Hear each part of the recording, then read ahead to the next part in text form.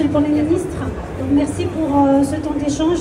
Je voudrais d'abord remercier l'ensemble de la France parce qu'effectivement il y a une mobilisation générale pour Mayotte. Donc nous avons sur le terrain vu dans cette mobilisation, donc remercier vraiment l'ensemble des institutions, l'ensemble des collectivités qui ont participé de près ou de loin à nous accompagner, donc à se mobiliser pour Mayotte.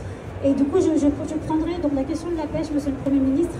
Nous structurons la filière pêche depuis déjà quelques années.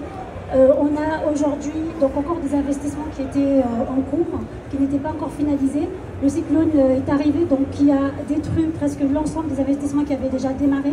On estime aujourd'hui des pertes à près d'1,3 million € à peu près.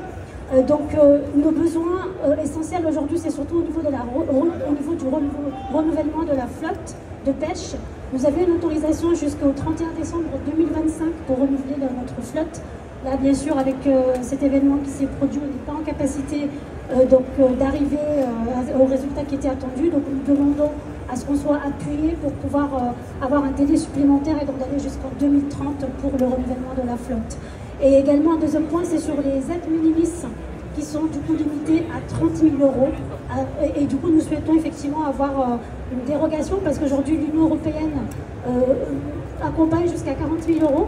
Et donc, parce qu'on n'est pas en mesure de justifier notre capacité de pêche aujourd'hui sur Mayotte, qui fait que la réglementation française nous limite à 30 000 €. Donc, c'est quand même 10 000 € qui se sont du coup un manque à gagner pour l'investissement.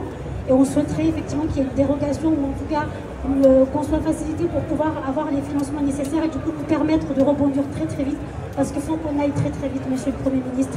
On est vraiment dans un état où on ne peut pas rester sans faire des actions parce qu'il y a le découragement qui peut arriver, donc il faut qu'on puisse aller vite.